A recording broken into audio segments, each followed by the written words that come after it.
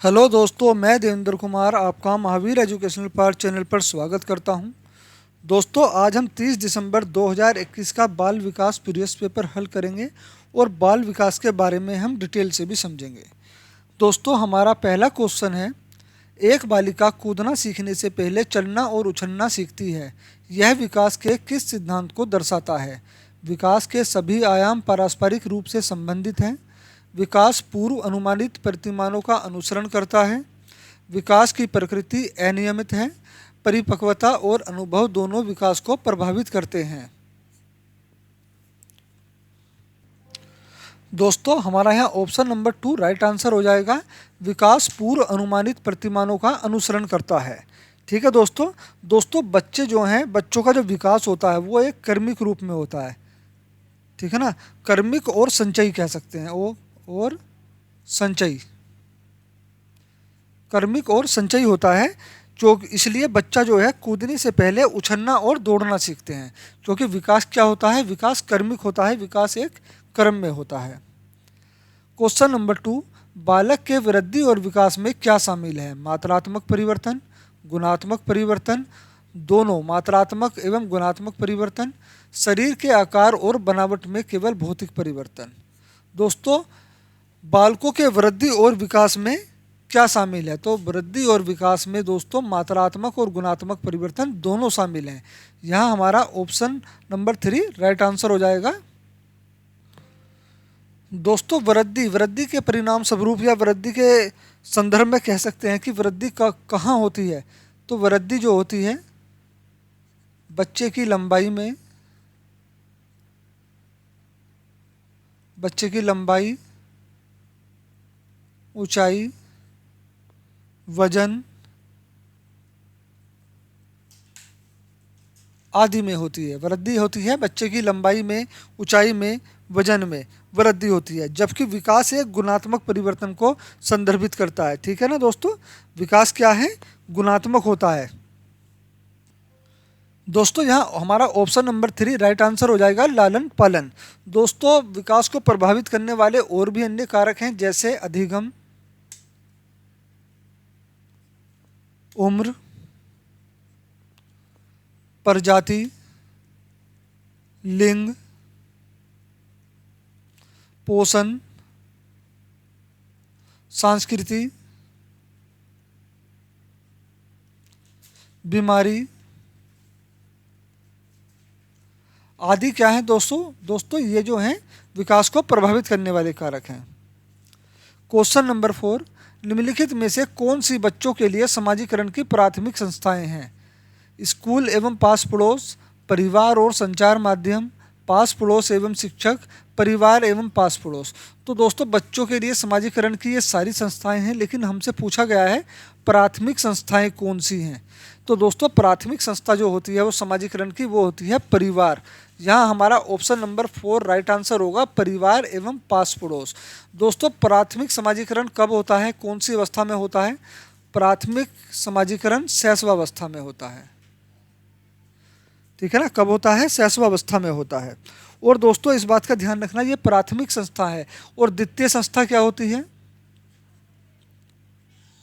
द्वितीय संस्था कौन सी है समाजीकरण को प्रभावित करने वाली या समाजीकरण की? तो द्वितीय संस्था होती है दोस्तों स्कूल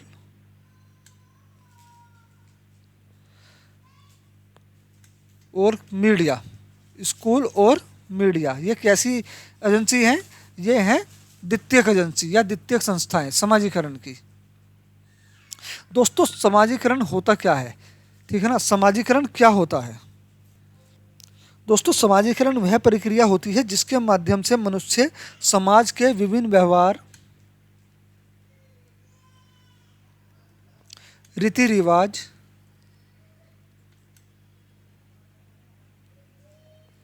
गतिविधियां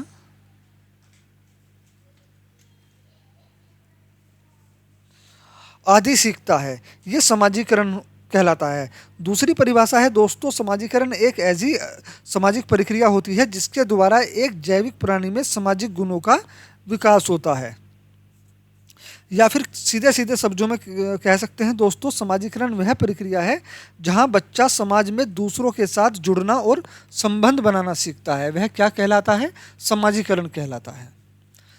क्वेश्चन नंबर 5, कमल स्वयं को तर्क देता है कि यदि तनु उसे एक क्रेयॉन देगी तो वह भी उसे एक क्रेयॉन देगा, तुम ताकि उपहारों के लेन देन में समानता हो। कमल लॉरेंस कोहलबर्ग के नैतिक विकास के किस चरण पर है? दोस्तों, लॉरेंस कोहलबर्ग ने नैतिक विकास का सिद्धांत दिया था।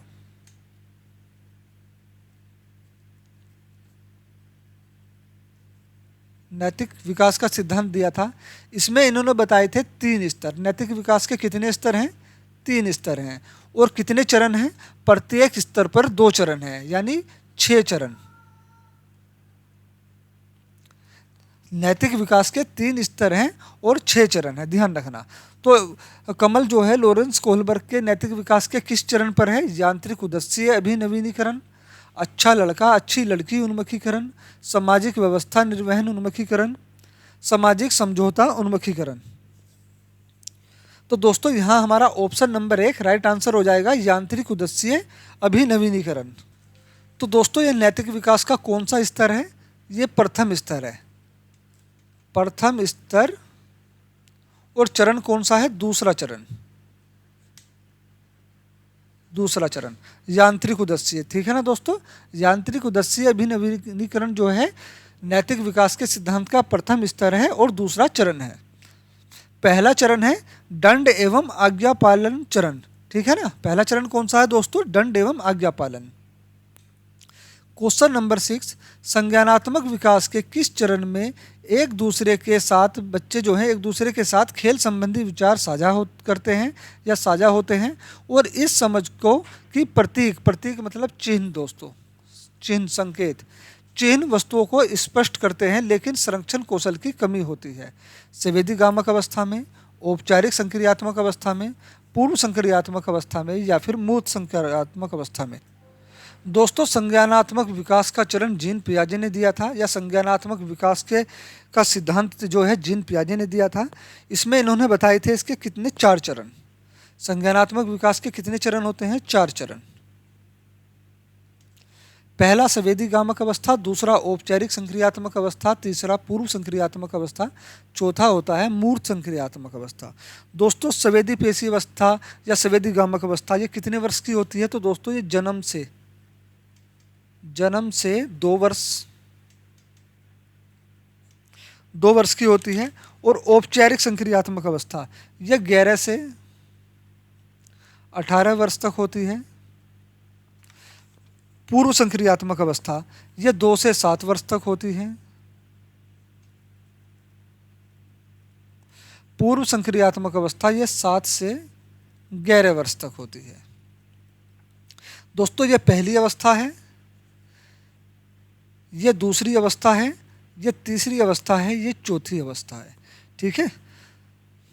तो दोस्तों हमारा ऑप्शन नंबर 3 राइट आंसर हो जाएगा, पूर्व संक्रियात्मक अवस्था 7 से 11 वर्ष। ठीक है दोस्तों? क्वेश्चन नंबर 7, एक 6 वर्षीय बालिका सोचती है कि लंबे गिलास में छोटे और चौड़े बर्तन से अधिक पानी आता है, यद्यपि आंखों के सामने ही पानी एक बर्तन से दूसरे बर्तन में पलटा गया है। पियाजे के अनुसार बालिका की यह सोच किस योग्यता की कमी के कारण है? दोस्तों कमी के कारण है। यह क्वेश्चन भी दोस्तों संज्ञानात्मक विकास से पूछा गया है। ठीक है ना? संज्ञानात्मक विकास से पूछा गया है या संज्ञानात्मक सिद्धांत से पूछा गया है।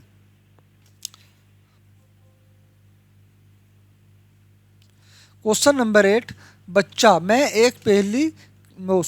पहेली के इस हिस्से को पूरा नहीं कर पा रहा हूँ अध्यापक, यहाँ कौन सा टुकड़ा आना चाहिए क्योंकि यह बिल्ली के पैर है। पहले बच्चे ने कहा मैं पहेली के इस हिस्से को पूरा नहीं कर पा रहा हूँ। अध्यापक ने कहा यहाँ कौन सा टुकड़ा आना चाहिए क्योंकि यहाँ बिल्ली के पैर हैं। बच्चे ने कहा पंजा या बिल्ली के पंजे। तो अध्यापक सही कौन सा टुकड़ा पंजे जैसा दिखता है? बच्चा यह वाला। ठीक है ना। ये बच्चे और अध्यापक के बीच बातचीत हुई। तो उपरोक्त बातचीत में सामाजिक अंत्यक्रिया की किस विशेषता पर बल डाला गया है? दोस्तों, जहाँ सामाजिक अंत्यक्रिया आ जाए या सामाजिक सिद्धांत आ जाए, वहाँ पर वाइगोस्की, ध्यान रखना, वाइगोस्की के ही द्वारा जो है सामाजिक अधिगम का सिद्धांत, सामाजिक संस्कृति का सिद्धांत, सामाजिक अंत्यक्रिया का सिद्धांत जो दिया गया है वो वाइगोस्की ने दिया है, ध्यान रखना। तो यहाँ अवलोकनात्मक अधिगम, विवरणात्मक अधिगम, स्कैफोल्डिंग, संज्ञानात्मक दमन। दोस्तों, संज्ञानात्मक जीन पियाजे का है, हमारा ये कट जाता है। विवरणात्मक अधिगम ये भी नहीं होगा हमारा। अवलोकनात्मक अधिगम ये भी नहीं होगा। दोस्तों, स्कैफोल्डिंग का क्या मतलब होता है? दोस्तों, स्कैफोल्डिंग का मतलब होता है पाड़, ढांचा, निर्माण या फिर पॉइंट भी बोलते हैं। स्कैफोल्डिंग होता है कि बच्चे को शुरू में कोई मदद देना या किसी वयस्क द्वारा बच्चे की मदद करना शुरू में, ठीक है ना, शुरुआत में। जैसे कोई बच्चा साइकिल चलाना सीख रहा है तो आपने क्या करा या उसके अभिभावक ने क्या करा, उसको पीछे से पकड़ के धीरे धीरे साइकिल चलानी सिखाई। जैसे ही बच्चे ने साइकिल चलानी शुरू करी, अभिभावकों ने या माता ने, पिता ने या भाई ने पीछे से छोड़ दिया, बच्चा खुद साइकिल चलाने लगा। इसका मतलब हुआ आपने उसको शुरू में मदद दी। कब दी? शुरू में मदद दी, ठीक है ना। शुरू में मदद देना क्या कहलाता है? इसके फोल्डिंग, यानी किसी चीज़ पे शुरुआती तौर पर किसी बच्चे की मदद करना, इशारा देना, संकेत देना, क्या कहलाता है? इसके फोल्डिंग कहलाता है, ठीक है दोस्तों। इसके और भी नाम है, जैसे ढांचा निर्माण,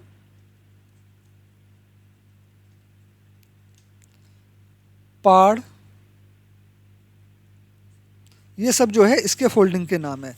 दोस्तों, समस्या समाधान के द्वारा, वयस्क द्वारा अस्थायी ये सहायता कैसी होती है, इस बात का भी ध्यान रखना। शुरुआत में किसी अभिभावक या शिक्षक के द्वारा संकेत या इशारा देकर बच्चे की मदद करना कैसी सहायता होती है? तो ये अस्थायी सहायता होती है, ठीक है ना। कैसी होती है? अस्थायी सहायता।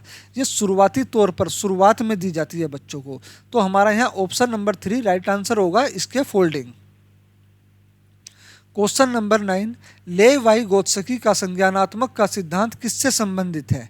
सामाजिक सांस्कृतिक दृष्टिकोण, मनोयौनिक दृष्टिकोण, व्यवहारवादी दृष्टिकोण या फिर ऐतिहासिक दृष्टिकोण। दोस्तों, मैंने भी बताया था, जहाँ सामाजिक संस्कृति का सिद्धांत, सामाजिक संरचना का सिद्धांत,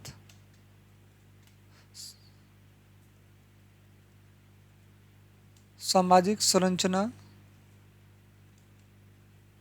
का सिद्धांत, सामाजिक अंत्यक्रिया का सिद्धांत किसने दिया था? तो ये सब लेवाइगोस्की ने दिए थे। तो यहाँ हमारा ऑप्शन नंबर 1 राइट आंसर हो जाएगा, सामाजिक सांस्कृतिक दृष्टिकोण।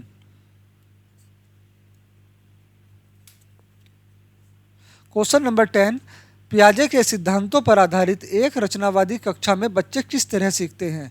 बड़ों का अनुसरण करके सीखते हैं, बड़ों द्वारा दी गई व्याख्याओं से सीखते हैं, पुरस्कार हेतु सघन प्रयास से सीखते हैं, स्वतः स्फूर्त गतिविधियों से सीखते हैं। तो दोस्तों, हमारा यहाँ ऑप्शन नंबर 4 राइट आंसर हो जाएगा। पियाजे के सिद्धांत पर आधारित रचनावादी कक्षा में बच्चे स्वतः स्फूर्त गतिविधियों से सीखते हैं।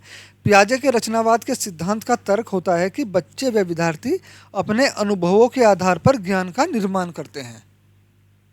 क्वेश्चन नंबर 11, हार्वर्ड गार्डनर के बहुबुद्धि सिद्धांत के अनुसार यदि किसी व्यक्ति में दूसरों के अभिप्राय, भावनाएं और व्यवहार को समझने की योग्यता है तो उसमें निम्नलिखित में से कौन सी बुद्धि कही जाएगी? व्यक्तिगत बुद्धि, अनुभवजन्य बुद्धिमत्ता, सामाजिक बुद्धि या फिर अंतर्वैयक्तिक बुद्धि। तो दोस्तों, हमारा यहाँ ऑप्शन नंबर 4 राइट आंसर हो जाएगा, अंतर्वैयक्तिक बुद्धि। दोस्तों, इंटरपर्सनल बुद्धि, ठीक है ना। इंटरपर्सनल बुद्धि जहाँ इंटेलिजेंस दूसरे की भावनाओं को समझने एवं उनसे संबंधित होने से संबंधित होती है, ठीक है। इंटरपर्सनल बुद्धि वाला व्यक्ति अन्य लोगों की विभिन्न भावनात्मक अवस्थाओं को समझ सकता है, ठीक है दोस्तों। यहाँ हमारा ऑप्शन नंबर 4 राइट आंसर हो जाएगा। दोस्तों, ये सिद्धांत, बहुबुद्धि सिद्धांत जो है हार्वर्ड गार्डनर ने दिया था, ठीक है। किसने दिया था? हार्वर्ड गार्डनर ने दिया था। ये कहाँ के निवासी थे? दोस्तों, ये अमेरिका के निवासी थे। हार्वर्ड गार्डनर कहाँ के निवासी थे? अमेरिका के निवासी थे, या अमेरिका के मनोवैज्ञानिक थे, अमेरिका के मनोवैज्ञानिक।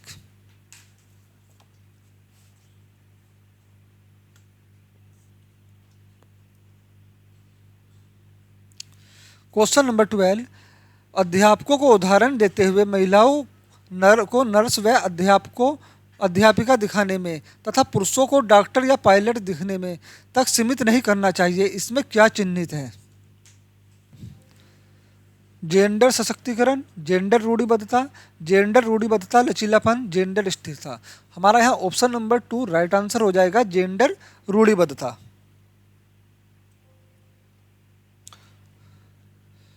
दोस्तों, अगर आप किसी भी कंपटीशन की तैयारी कर रहे हैं तो उसकी प्रैक्टिस के लिए आप हमारे महावीर एजुकेशनल पार्क चैनल को जरूर सब्सक्राइब कर लें, क्योंकि हमारे चैनल पर आपको सभी प्रकार के कंपटीशन की प्रैक्टिस कराई जाती है।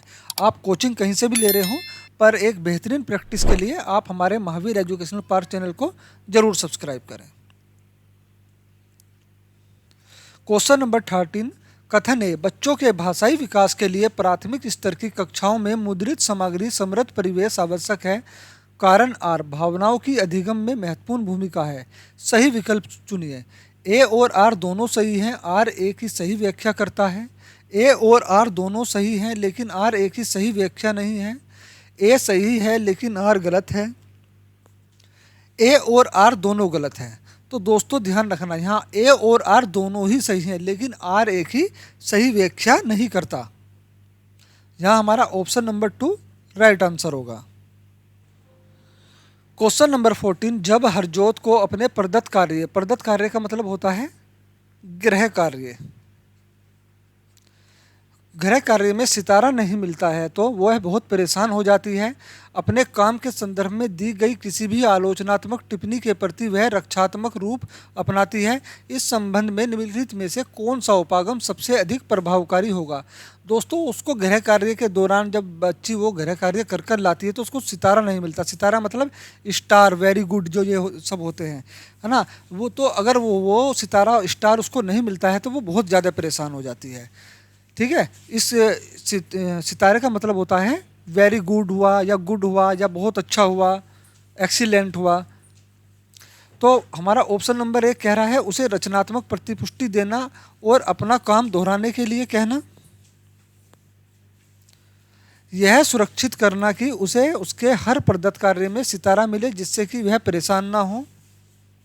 तो दोस्तों, ज़बरदस्ती तो किसी को सितारा दिया नहीं जा सकता, है ना। कोई सिलेक्ट होगा, कोई बच्चा अच्छा काम करेगा, उसी को स्टार दिया जाएगा।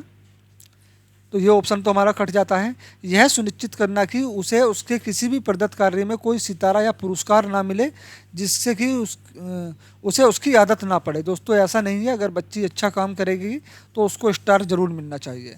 ठीक है, उसको किसी भी तरह की प्रतिपुष्टि नहीं देना। नहीं दोस्तों, ऐसा करने से तो उसका आत्मविश्वास टूट जाएगा, उसकी अधिगम के प्रति रुचि खत्म हो जाएगी। तो हमारा ऑप्शन नंबर 1 ही यहाँ राइट आंसर होगा, उसे रचनात्मक प्रतिपुष्टि देना और अपना काम दोहराने के लिए कहना। क्वेश्चन नंबर 15, निम्नलिखित में से कौन सी पोर्टफोलियो की विशेषता नहीं है? पोर्टफोलियो समय विशेष के दौरान किए गए कार्यों का संकलन है और विकासात्मक परिवर्तनों पर प्रकाश डालता है। नहीं। पोर्टफोलियो विद्यार्थियों को अभिकल्प, दोस्तों यहाँ नेगेटिव को पूछ रहा है ना, कौन सी विशेषता नहीं है, तो यह विशेषता तो हमारी है, लेकिन ऑप्शन कट जाता है।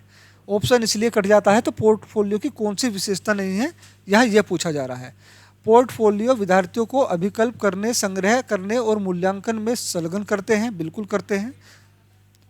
पोर्टफोलियो विद्यार्थियों को स्वयं की अधिगम प्रगति के आकलन में संलग्न करके सब नियमन को समुन्नत करते हैं, बिल्कुल।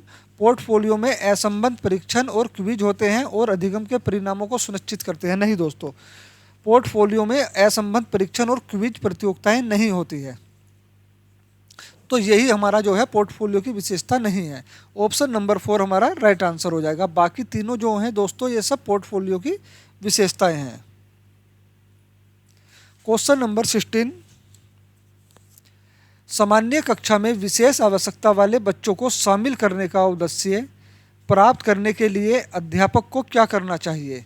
विशेष बालक के सशक्त पक्ष, रुचि और आवश्यकताओं की पहचान करना, वैयक्तिक विभिन्नताओं का निरादर करना और एक समानता सुनिश्चित करना, अधिगम को सहज बनाने के लिए आकलन युक्तियों का अनुकूलन करना, प्रत्येक के लिए वैयक्तिक शिक्षा योजना बनाना।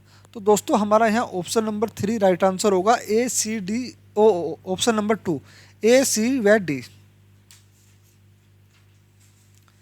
क्वेश्चन नंबर 17, प्रकाश, ध्वनि, स्पर्श और अन्य सांवेगिक जानकारी के प्रति अति संवेदनशीलता, संरक्षण में शाब्दिक क्षीणता और अशाब्दिक होना, नित्य कर्मों पर अन्य व्यक्तियों को अति निर्भरता और दूसरों से नजर चुराना किन बच्चों के प्राथमिक लक्षण हैं? श्रवण अक्षमता, बौद्धिक अक्षमता, संवेदन स्पेक्ट्रम, दृष्टि अक्षमता।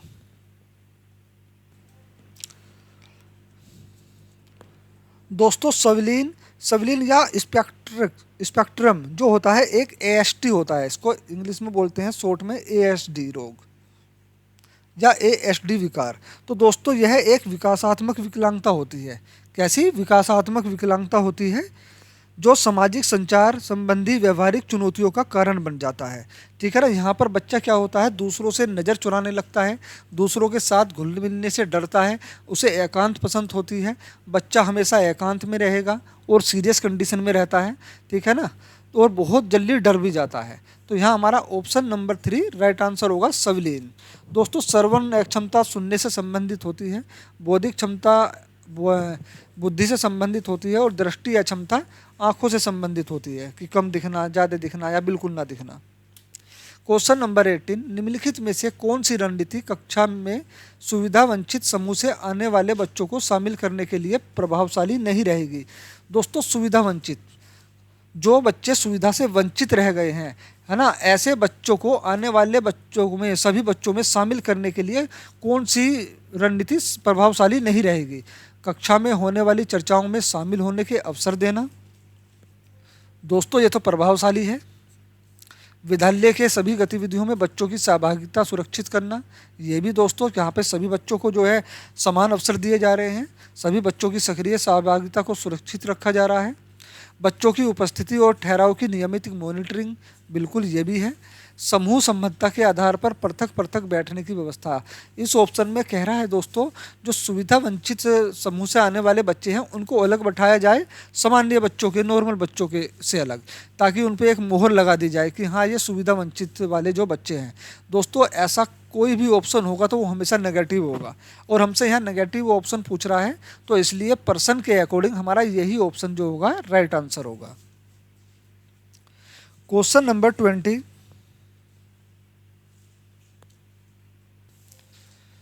अध्यापक किस तरह से रचनात्मक चिंतन को पोषित कर सकते हैं? शिक्षार्थियों पर सतत रूप से निगरानी रखकर, प्रत्येक विद्यार्थी से निपुणता से कम कुछ भी अपेक्षित न करना, शिक्षार्थियों को समस्याओं के समाधान के लिए भिन्न भिन्न तरीके अपनाने के अवसर देना, शिक्षार्थियों के लिए बहुत सी कठिन गतिविधियों का चयन करके और उन्हें अनुसरण के लिए सख्त निर्देश देना। नहीं दोस्तों, हमारा यहाँ ऑप्शन नंबर 3 जो होगा राइट आंसर होगा। ठीक है ना। रचनात्मक चिंतन को तभी पोषित कर सकते हैं जब बच्चों को अपने अनुसार सोचने, तर्क करने, चिंतन करने की छूट मिले, उनको ऐसे अवसर दिए जाएं। तो शिक्षार्थियों को समस्याओं के समाधान के लिए भिन्न भिन्न तरीके अपनाने के अवसर देना। क्वेश्चन नंबर 21, बच्चों को किसी समस्या का समाधान ढूंढने में किस क्रम को अपनाना चाहिए? समस्या की पहचान, परिकल्पना निर्माण, परिकल्पना का परीक्षण, आंकड़ों का संग्रहण। दोस्तों समस्या समाधान के चरण होते हैं और ये क्रमबद्ध होते हैं। ठीक है ना। आंकड़ों का संग्रहण, परिकल्पना निर्माण, परिकल्पना परीक्षण, आंकड़ों का विश्लेषण। समस्या को परिभाषित करना, समस्या का विश्लेषण करना, परिकल्पना निर्माण, परिकल्पना का परीक्षण। समस्या का विश्लेषण, आंकड़ों का संग्रहण, परिकल्पना निर्माण, परिणाम की व्याख्या करना। तो दोस्तों समस्या समाधान को जो क्रम है, सबसे पहले समस्या समाधान का क्रम होता है समस्या को परिभाषित करना, समस्या को पहचानना। जब तक हम किसी समस्या को पहचानेंगे नहीं तब तक हम किसी समस्या को हल नहीं कर सकते। तो समस्या को परिभाषित करना, समस्या का विश्लेषण करना, फिर परिकल्पना निर्माण करना, फिर परिकल्पना का परीक्षण करना। तो ये क्रम जो है समस्या समाधान का है। यहाँ हमारा ऑप्शन नंबर 3 राइट आंसर होगा। क्वेश्चन नंबर 22, वह शिक्षिका जो यह मानती है कि अधिक अध्ययन करने से उसकी कक्षा का प्रत्येक छात्र अपना प्रदर्शन सुधारने में सक्षम है, बच्चों की सफलता का श्रेय किसको देता है? वह शिक्षिका जो यह मानती है कि अधिक अध्ययन करने से उसकी कक्षा का प्रत्येक छात्र अपना प्रदर्शन सुधारने में सक्षम है, तो बच्चों की सफलता का श्रेय किसको देती है? बच्चों की योग्यता को, बच्चों के प्रत्ययन को, बच्चों की दुश्चिंता को, अनुवांशिक रचना को? दोस्तों बच्चों के प्रत्ययन को, क्योंकि बच्चे ने अपनी मेहनत से ही जो है अधिक अध्ययन करा है, ठीक है ना, जिससे जो है उसका प्रदर्शन सुधरा है। तो यहाँ जो होगा हमारा ऑप्शन नंबर 2 राइट आंसर होगा, बच्चों के प्रत्ययन को। क्वेश्चन नंबर 23, एक अध्यापक को बहुत अधिक अपेक्षाएं किससे रखनी चाहिए? केवल प्रतिभाशाली विद्यार्थी से, जेंडर और वर्ग को ध्यान में न रखते हुए सभी विद्यार्थियों से, विशेष श्रेणी वाले बच्चों से, संबंध विद्यार्थी मतलब विशेष श्रेणी से संबंध विद्यार्थियों को छोड़कर सभी विद्यार्थियों से, एक श्रेणी को छोड़ दें, ठीक है ना, कोई बच्चा जो है किसी विशेष श्रेणी का है तो उससे अपेक्षाएं छोड़ दें और जो उच्च श्रेणी के बच्चे हैं उनसे अपेक्षाएं रखें? नहीं दोस्तों, केवल प्रतिभाशाली विद्यार्थियों से भी अपेक्षाएं जो नहीं रखनी चाहिए।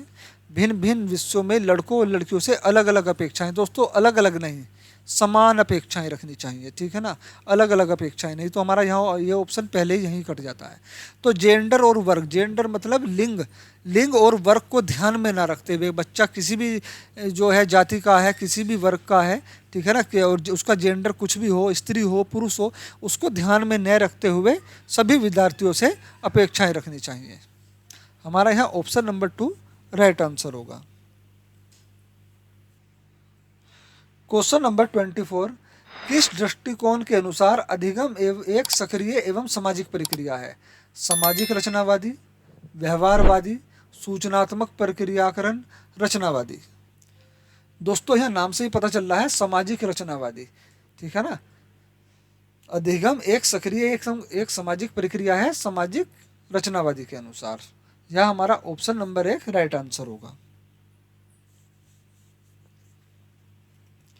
क्वेश्चन नंबर 25, पीटर कहता है मैं असफल हूँ क्योंकि मैं मूर्ख हूँ और इसका मतलब है कि मैं हमेशा ही असफल होऊंगा। यह क्या दर्शाता है? अपसारी चिंतन, स्वयं साक्षात्कार, उपलब्धि अभिप्रेरणा, सीखी गई निसहायता? दोस्तों अपसारी चिंतन होता है तर्क करना, अच्छा तर्क करना, एक ही समस्या को कई तरीकों से सुलझाना, ठीक है ना, ये पॉजिटिव शब्द है, ठीक है ना। अपसारी चिंतन, स्वयं साक्षात्कार भी जो होगा पॉजिटिव होगा, अपना अवलोकन करना, अपना खुद का साक्षात्कार करना, देखना क्या कमी रह गई है क्या नहीं रह गई है, उपलब्धि अभिप्रेरणा भी। लेकिन दोस्तों सीखी गई निसहायता, यहाँ हमारा ऑप्शन नंबर 4 ही राइट आंसर होगा। दोस्तों मनोवैज्ञानिक सेलिगमैन, कौन से मनोवैज्ञानिक? सेलिगमैन।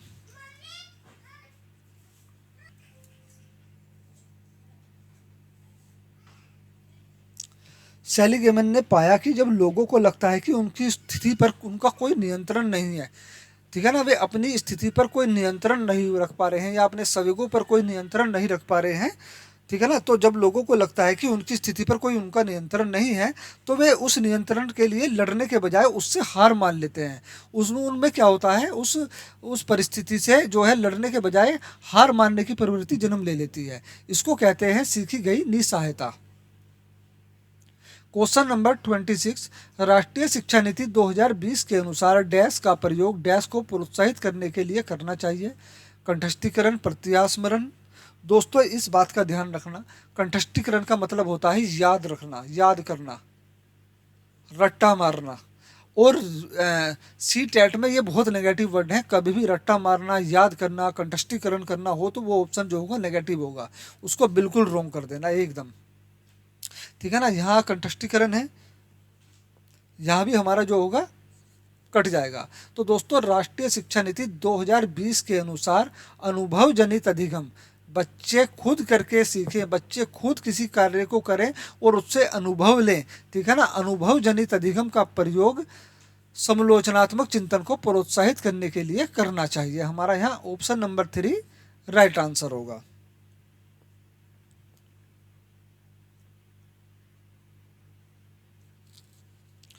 क्वेश्चन नंबर 27, विद्यार्थियों के अधिगम में उन्नति होने की संभावना कब है? विद्यार्थी के अधिगम में उन्नति होने की संभावना कब है दोस्तों? अधिगमकर्ताओं के व्यक्तिगत और सांस्कृतिक अंतरों को ध्यान में न रखते हुए प्रत्येक को एक समान अध्ययन सामग्री दी जाए। दोस्तों अब यहाँ आप ये सोच रहे होंगे यहाँ सबको एक समान माना जा रहा है ना, सबको एक समान माना जा रहा है, तो ये पॉजिटिव पॉइंट है। दोस्तों ऐसा कोई भी पॉइंट, कोई सा भी विकल्प हो जहाँ एक समान अधिगम की बात की गई हो, एक समान शिक्षण विधि की बात की गई हो, सभी बच्चों को एक साथ सीखने की बात कही गई हो, वो ऑप्शन हमेशा गलत होता है। क्योंकि दुनिया के कोई भी दो बच्चे कभी भी एक जैसे नहीं हो सकते, क्योंकि यही उनमें व्यक्तित्व विभिन्नता है, यही उनका गुण होता है। कोई बच्चा देर से सीखता है, कोई बच्चा जल्दी सीखता है, कोई बच्चा बहुत ज़्यादा जल्दी सीखता है, ठीक है ना, यही व्यक्तिगत विभिन्नता होती है। ये अगर कोई विकल्प ऐसा है तो वो विकल्प जो है व्यक्तिगत विभिन्नता का हनन कर रहा है, व्यक्तिगत विभिन्नता के खिलाफ है, ठीक है। जबकि व्यक्तिगत विभिन्नता क्या कहती है, कोई बच्चा अभी सीखेगा, कोई थोड़ी देर में सीखेगा, कोई कल कुछ सीखेगा, लेकिन सीखेंगे सभी बच्चे। सभी बच्चे एक समान नहीं सीख सकते, कोई भी दुनिया के दो बच्चे एक जैसे नहीं हो सकते, ठीक है, उनमें कुछ ना कुछ अंतर जरूर होता है। तो हमारा ये ऑप्शन कट जाता है। अध्ययन सामग्री को संकलनात्मक ढांचे में सुव्यवस्थित किया जाए, ये हो सकता है, पर अपने और भी ऑप्शन देखते हैं। अध्ययन सामग्री को जानकारी के छोटे असंबंधित अंशों में विभाजित किया जाए, दोस्तों ये तो नहीं लग रहा। अध्ययन सामग्री में परिभाषा हो, दोस्तों परिभाषा, अवधारणा, कठिन शब्दावली हो, वहाँ बिल्कुल काट देना, वो ऑप्शन नेगेटिव होते हैं। तो हमारा ऑप्शन नंबर 2 ही राइट आंसर होगा, अध्ययन सामग्री को संकलनात्मक ढांचे में सुव्यवस्थित किया जाए। क्वेश्चन नंबर 28, निम्नलिखित में से कौन से अध्यापक अकादमिक अधिगम समय को बढ़ाने में प्रभावशाली होंगे? वह अध्यापक जो कक्षा में अनुशासन बनाए रखने पर केंद्रित हैं, जब भी वह देखती हैं कि उसके विद्यार्थी दिए गए के अनुसार कार्य नहीं कर रहे तो उन्हें फटकारती है। दोस्तों फटकारना, डांटना, दंड देना, चाहे बच्चा फेल भी हो जाए, बच्चा बार बार सिखाने पर भी ना सीख पा रहा हो, लेकिन कभी भी उसको डांटना, दंड देना, फटकारना बिल्कुल नहीं करना है। ऐसा कोई सा भी विकल्प होगा वो उसे काट देना, वो नेगेटिव होगा। वह अध्यापक जो अपने विद्यार्थियों को बताती है कि उन्हें कोई गतिविधि कब तक पूरी कर लेनी है और दूसरी क्रिया में जाने के समय संगीत की धुन बजा देती है, दोस्तों ये होता है। ये अपने और भी ऑप्शन देखते हैं। वह अध्यापक जो नियमित रूप से कोई एक गतिविधि करती है दूसरे की सुविधा के लिए, उस गतिविधि को रोक देती है और फिर पुनः पहली गतिविधि करवाती है, तो दोस्तों ये तो नहीं होगा। वह अध्यापक जो अपने विद्यार्थियों से अपेक्षा करता है कि वह एकदम सीधे बैठें और अपना पूरा ध्यान सामपट से नकल उतारने पर रखें। नकल उतारना, कंठस्थीकरण, रट्टा लगाना, ये सब नेगेटिव पॉइंट है दोस्तों। तो दोस्तों वह अध्यापक जो अपने विद्यार्थियों को बताती है कि उन्हें कोई गतिविधि कब तक पूरी कर लेनी है और दूसरी क्रिया में जाने के समय संगीत की धुन बजा देती है, हमारा यहाँ ऑप्शन नंबर 2 राइट आंसर होगा। दोस्तों मनोरंजनात्मक शिक्षा के अंतर्गत जो है एक शिक्षक को अपने छात्र को सूचित करना होता है कि उन्हें कितनी देर तक गतिविधि पूरी करनी है और ट्रांजिशन टाइम में उस संगीत को बजाना है जो शैक्षणिक या सीखने के समय को अधिक करने में सबसे प्रभावी होते हैं। क्वेश्चन नंबर 29, जब कोई विद्यार्थी परीक्षा में असफल होता है तो इसका क्या अर्थ है? बालक ने उत्तर अच्छी तरह से याद नहीं किए होंगे, अभिभावक असफल हो गए, उन्हें बालक का अतिरिक्त ट्यूशन का प्रावधान करना था, बालक विद्यालय में पढ़ने के योग्य नहीं है, यह व्यवस्था की असफलता है। दोस्तों मैंने भी कहा कोई बच्चा अभी नहीं सीख रहा है तो वो कल को सीखेगा, कल भी नहीं सीख रहा है तो परसों को सीखेगा, परसों नहीं सीख रहा है तो नरसों को सीखेगा, लेकिन वह बच्चा सीखेगा जरूर, ठीक है ना। बच्चा कभी भी गलत नहीं हो सकता, बच्चे को कभी डांटना नहीं चाहिए, ना ही दंड देना चाहिए, ना ही उस पर टोन कसने चाहिए, ठीक है ना। बच्चा कभी भी गलत नहीं होगा। अगर बच्चा परीक्षा में फेल भी हो गया ना तो भी बच्चा गलत नहीं होगा। बच्चा सीखना चाह रहा है लेकिन सिखा कौन नहीं पा रहा, उसको एक शिक्षक उसको सिखा नहीं पा रहा है, उसके अनुसार शिक्षण विधि से नहीं पढ़ा पा रहा है, ठीक है ना। तो यहाँ बच्चा कभी भी गलत नहीं हो सकता। अगर ऐसा कोई सा भी ऑप्शन हो कि जहाँ बच्चा गलत हो तो वो ऑप्शन नेगेटिव होगा, उसको तुरंत काट देना। बच्चा कभी भी गलत नहीं होता है। गलत होता है स्कूल, गलत होता है शिक्षक, गलत होता है प्रधानाचार्य, गलत होते हैं अभिभावक, गलत होती है व्यवस्था, ठीक है। तो यह व्यवस्था की असफलता है। यहाँ हमारा ऑप्शन नंबर 4 राइट आंसर होगा। क्वेश्चन नंबर 30, अभिकथन है विद्यार्थियों को अर्थ ग्रहण करने में अपनी स्वाभाविक रुचियों को पोषित करने के लिए अवसर मिलने चाहिए, जैसे कि तरह तरह की वस्तुओं का उपयोग करना, प्रयोग एवं परीक्षण करना, ब्रेन स्टॉर्मिंग और परिचर्चाएं करना। कारण आर, अधिगम की प्रकृति क्रियाशील और सामाजिक है। दोस्तों हमारा ये कथन भी सही है और कारण भी सही है, तो ए और आर दोनों सही है। आर ए की सही व्याख्या करता है। हमारा पहला ही ऑप्शन जो होगा दोस्तों वह राइट आंसर होगा। दोस्तों ये क्वेश्चन बहुबुद्धि सिद्धांत से है। इसका उत्तर आपको कमेंट बॉक्स में बताना है, ठीक है। बहुबुद्धि सिद्धांत के प्रतिपादक कौन है? हार्वर्ड गार्डनर, जीन पियाजे, स्किनर या फिर एरिक एरिक्सन। ये मैंने अभी बताया था, पीछे भी बताया है और अपनी पिछली वीडियो में भी जो है बहुबुद्धि सिद्धांत के बारे में पूरा डिटेल से समझाया है, ठीक है। इसका उत्तर जो है आप मुझे कमेंट बॉक्स में जरूर बताना, ठीक है। दोस्तों आज की क्लास यहीं पर समाप्त होती है। अगर आपको वीडियो अच्छी लगी हो तो प्लीज़ वीडियो को लाइक करना, शेयर करना, चैनल को सब्सक्राइब करना। दोस्तों वीडियो देखने के लिए धन्यवाद।